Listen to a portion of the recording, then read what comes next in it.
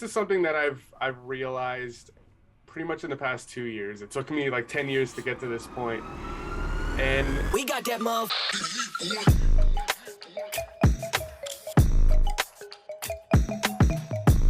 Music producers, what is good? Today I'm here with an interview with the legendary Omido Beats, who has been selling beats online for over a freaking decade now. Omido was definitely one of the guys at the top of my list to get an interview with, so let me tell you guys what, there are some freaking gems in this one. As always, if you want to see the whole interview, that can be found within our course, The Constant Conversion Strategy. And if you want to learn more about selling beats online and getting into that course, check out our free masterclass linked in the description below. But that's enough of me talking. I'll shut up now. Enjoy the interview. Peace out. Ladies and gentlemen, today I'm here with honestly someone who I'm gonna consider a legend in the beat selling game. Somebody who has more than a decade, correct, right? Over a decade, correct? yeah, over a decade. I think my YouTube channel is coming up on 12 or 13 years. That's insane. You're 26? 25, turning Okay. 26 this year, yeah. Okay, so damn, that's crazy. Still only like 4 years older. That blows my mind. Anyways, man, if you just want to give the introduction about yourself so people can know who you are and just everything you've done, go for it.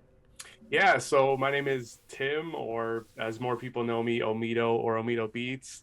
Like we're just saying, I've been on YouTube for over a decade, 12 or 13 years. So it's been a long time coming.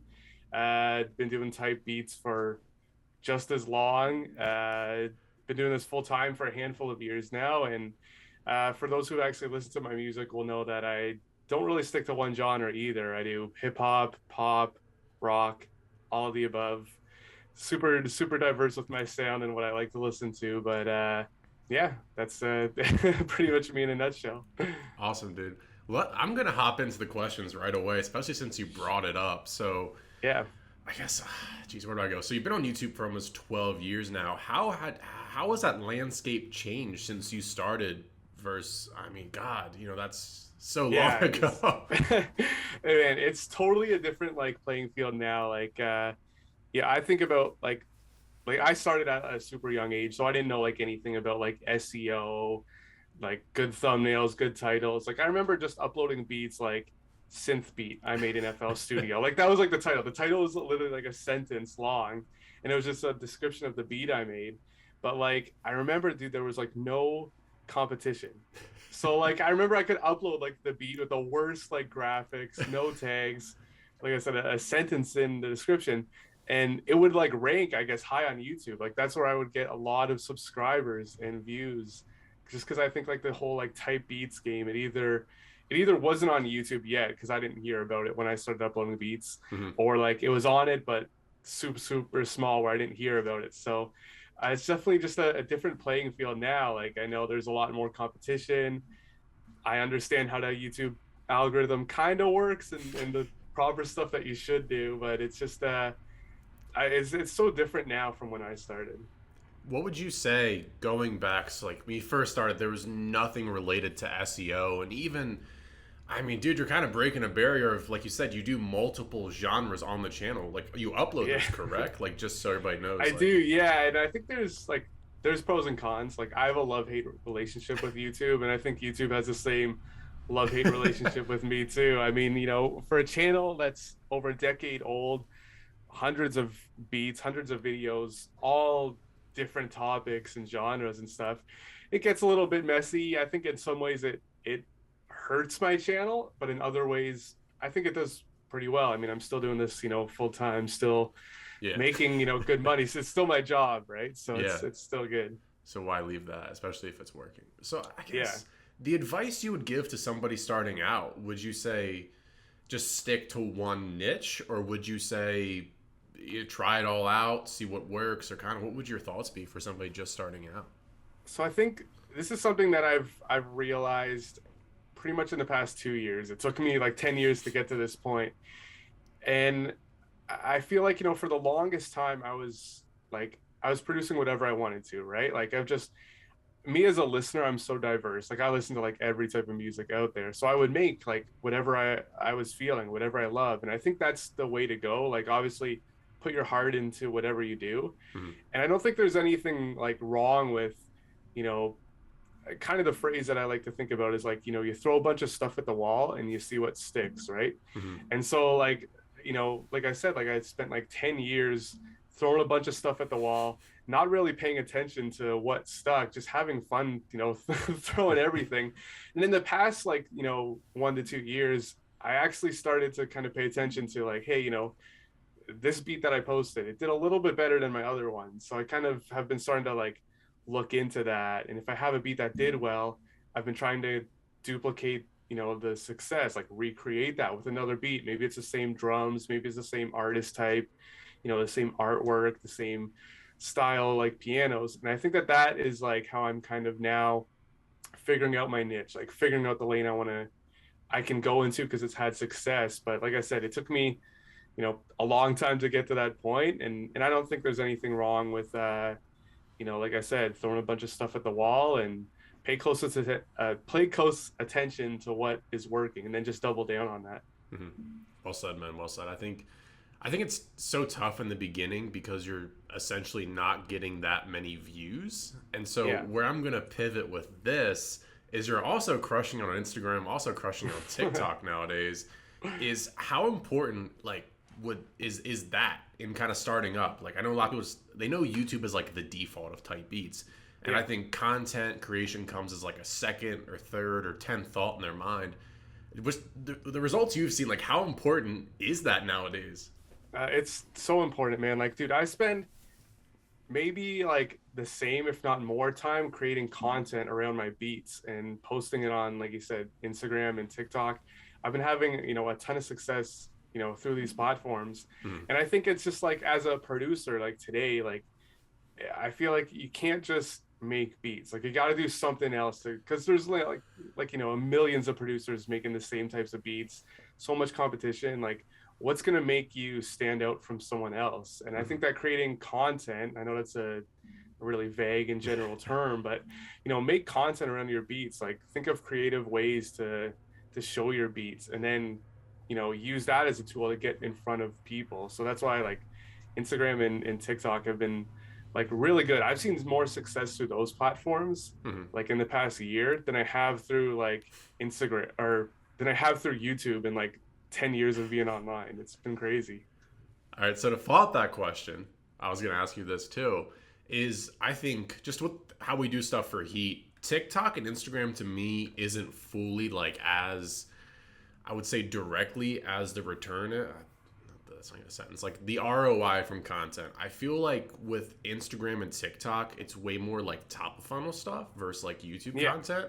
Do you feel the same way that it's just more TikTok and Instagram is like more and more exposure, then people kind of follow you into your YouTube channel, then they go and buy a beat?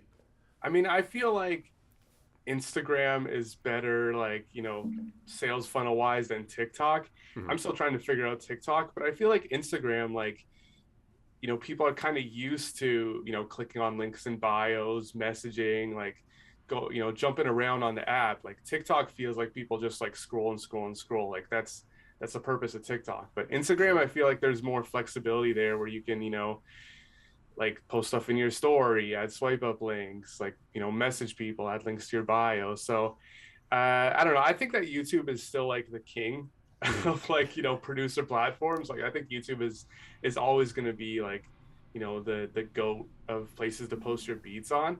But I think that like these other platforms, like they're important to pay attention to because I think there's a lot of value in them. No, I think super well said, man. I never even thought about that of like how I utilize Instagram versus TikTok. I don't think I've ever like messaged somebody on TikTok. And if Yeah. I did, it's because their following was a lot smaller on TikTok, and I realized I could probably like reach them easier. Yeah, I just feel like TikTok isn't like a business platform. Like it's more exposure, right? But I Mhm. mean, dude, you could have like one, TikTok post take off and, it can lead to beat sales. It can lead to, more followers, more subscribers, etc. Right? It's just kind of I feel like it's an opportunity. I don't know what the opportunity is because TikTok is so weird how it works, but there is an opportunity there. I know it. 100%, man. So now getting back into the content stuff. I mean, when did it kind of how did you conquer content? I think is a question there. Because a Yeah. lot of producers like I'm scared of showing my face or I simply don't know what to make. How did you make that transition from just uploading type beats to like, okay, this Yeah. is something I should do. How What do I do? Yeah, so I guess it's been kind of a long time in the works. Like I've always like, had a dream of, putting on the camera in my studio, showing people how like I make beats. I remember a couple of years back, I did a weekly podcast for like 6-ish months maybe. So I've been like working on like, getting comfortable in front of the camera, you know, getting my like, being able to speak in front of the camera, all this stuff for a couple of years now. Hmm. And then I remember I guess 2 years ago, the beginning of the pandemic, right after spring break, that was when like everything started to get kind of crazy. Things were being shut down. I didn't know like which way this would go. Like I thought this could have been like it for type beats, right? And Hmm. selling beats. Like I had no idea, right? Yeah, I remember two people that were gonna buy beats from me, like the old like, oh, I get paid on Friday, I'll send the money then, right? And then we're approaching Friday and they told me, I remember one person said like, oh, the studio is closed down, so I'm not going to buy the beat because I can't record.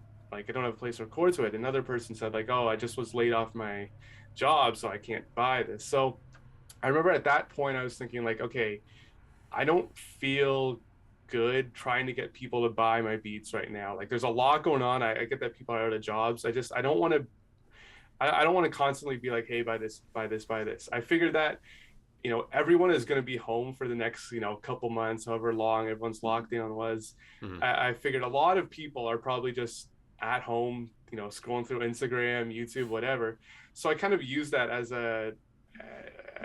like inspiration to step up my content game a little bit. And I Hmm. started with Instagram because I love the platform. So I remember posting, like I said earlier, throwing a bunch of stuff at the wall, seeing what sticks. I remember doing different types of videos on there. I made like, all these artistic videos and me playing the chords and drums on like the MPK Mini, like all this like artistic stuff. And then I remember, posting a lot of different stuff. The videos that I post now were obviously the ones that kind of had better results. So I just started posting more of them, more of them, more of them. And I saw a little bit of steady growth. And then that eventually led to like exponential growth, right? But Hmm. it definitely took a lot of like creativity and like trying different things. Like the stuff that I'm posting on Instagram now, even though it looks like it's very formulaic, like it's the same, content, essentially the same system day in and day out. Hmm. I mean, there were a lot of different versions before that didn't perform as well. The stuff I'm posting on Instagram is like version 20 maybe of the content that I wanted to create. Hmm. How would you say then you kind of tested? Like how did you come to a formula? How did you were like, oh, this works, this doesn't work? So how would you kind of what was your method of madness to doing that? I think there's a couple like components to it. I think obviously the big one is like paying attention to what works. Like, I remember I posted a reel one time and it got, maybe a couple thousand more views than another reel that I posted. So I Hmm. was like, okay, this is obviously means that this is better in some way. Maybe it's the text I used, maybe it's the way I filmed it.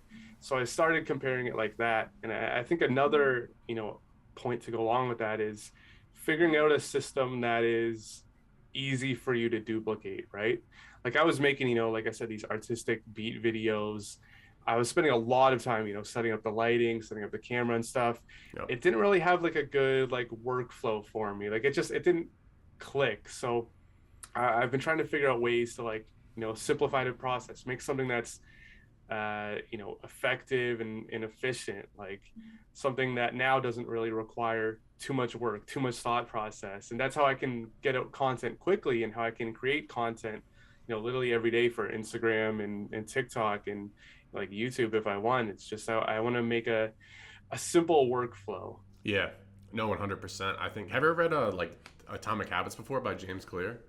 No, I haven't. So essentially, like what he talks about is kind of the same thing that you just talked about. It's kind of a point that I've experienced too. Is like the more harder you make something to do, you're just not gonna do it. Yeah. Like super simple, and it's like just like that. Like I know the exact struggle with doing the beat videos last year. It was like I'd get the camera out, I'd have a desk set up with like my MIDI keyboard, have Yeah. to like sync up to the beat, then edit it, and then I was like, oh my god, it took like an hour to do all that. And I know the one style, at least from the outside looking in, it seems like I'm always seeing this pop up on my feed. Is it's kind of like you change the drums on a sample. You're like, which one sounds better? Yeah, Which I mean, that probably only takes just literally the hardest part is probably doing the drums because the recording part is literally just you like holding the phone up. yeah. Well, I've kind of realized, man, it's like you can make so much content out of like one beat.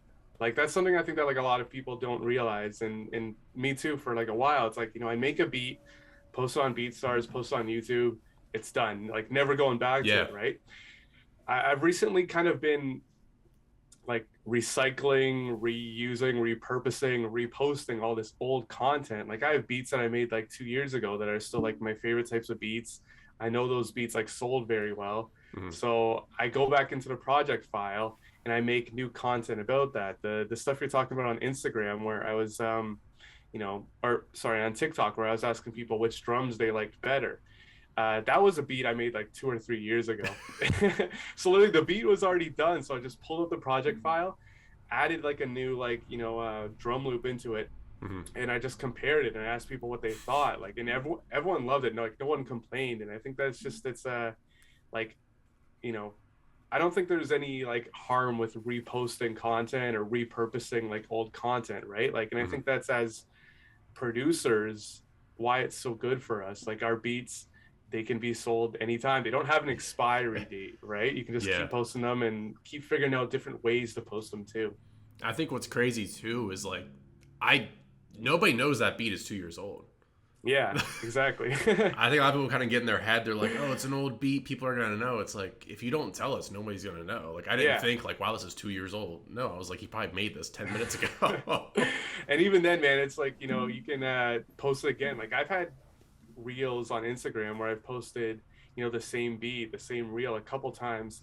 I've never had someone complain. Like I've had a few people like that recognize the beat and they're like, "Hey, I remember this one. Like Mhm. this was always my favorite one." Or like, I posted one the other day and someone was like, "Hey, I made a song to this like 2 years ago." Like, so I don't think it's like a bad thing. I remember following Gary Vee, and after a while, I would see the same like stuff over and over. So I'm like, okay, if Gary Vee is doing it, then I can do it too. No reason you can't. That's crazy, man. All right. Let's this is a question I've been asking everybody. So with doing music full time, and I think you said like this before, is like you kind of have to find the thing that differs you and kind of what other skills you have. And I know in the one video you mentioned graphic design. Yeah. So Well, how did you get into that? Like how did that pair? I mean, I've always had like a side passion for editing videos, editing stuff, like photography, like all this stuff. Like for some reason, like I find that I'm like so attracted to like cameras and the way people like set up their videos and all this stuff. Like for some reason, it inspires me, and it Mhm. might come from like, being on YouTube for so many years, like needing to kind of learn, you know, how Photoshop works to make good thumbnails, how Adobe Premiere works. Like I had to figure out everything about WordPress to build my website. So it's like after so many years of making beats, it's like I know a lot of other things that have helped me sell beats that I can Mhm. then like sell to other people, like doing, like people's logos, people's websites, people album covers stuff. It's just like, yeah, like all this stuff is stuff that I've picked up trying to promote my own beats. And now I can kind of offer that as a side service. 100%. No, I think that's super interesting. I'm also like super obsessed with like YouTube setups. That's always been like a Yeah. weird. I was glad to know somebody else out there has the same obsession. Yeah, I spend so much time like looking up like different lighting and different cameras and like all this stuff. Like I waste a lot of time on that, but it inspires me. There's something about it that I just like I'm drawn to for some reason. I feel like if I wasn't like a music producer, I would be doing something like else on YouTube, like I don't know, like a PewDiePie type channel or something like that. Like Interesting. something creative with cameras, I think. Interesting. So I guess going off that, would you consider yourself entrepreneurial? I guess so. I mean, like, I feel like, I still have yet to meet someone in person who does what I do. And I mean, like, I Interesting. feel like I've never met someone who like sells beats before. I remember I was just at Easter dinner with my family trying to explain to them what I do. They were so lost. I had like so much trouble explaining it to them, right? But I feel like, I mean, yeah, I guess so. Like, I remember making beats, posting them online, working with artists like before I had even like sold any beat, like, and then that led into my first beat sale, which then after, you know, years and years grew into everything it is today. Hmm. That's insane. Yeah, no, it's always a fun story trying to explain to people when it's like social media Yeah. content online. It's like, yeah, so I make these beats on my computer, then somebody from 12 hours away buys it. It's a long process. You wouldn't Yeah, like I understand. have so much like trouble explaining. I don't think I've ever successfully explained to like one person like What what you I do. do. Interesting. All right, man. So, I mean, you have a lot of history in this. So, I know in the one video you mentioned email. Kind of how do you use email marketing in your beat selling business? Yeah, so I'd say I use it on more like a minimal type of way. Like I basically use it like once a month, and I just send out an email blast to all my buyers and say like, hey, these are, you know, I uploaded 5, 10 new beats the last month. Check them out. This month I have this sale going on.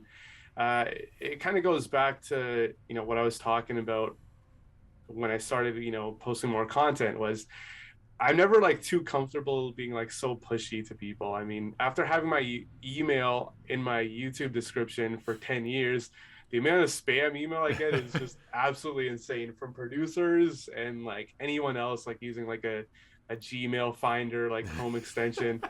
It's terrible, man. So I have like been like pestered with, you know, so many like like salesy and spam emails for the longest time. Like I hate it, man. So I try and do more of like a not so like salesy, more like a updated thing, like just, you know, hey, keep me guys updated, you know, these are the beats I'm doing. Occasionally I'll send out an email like with no like objective. I'll just be like, hey, you know, you're working on new music, like let's reconnect type of thing. Hmm. So, you know, I know like there's value in setting up like email like funnel systems and stuff, and I've done a little bit of that, and I do it a little bit like for a year-end sale that I usually run, but majority of the time it's just, you know, the first of every month, if, you know, an artist who's bought a beat from me before, they'll get an email with, you know, some new beats that I uploaded type of thing.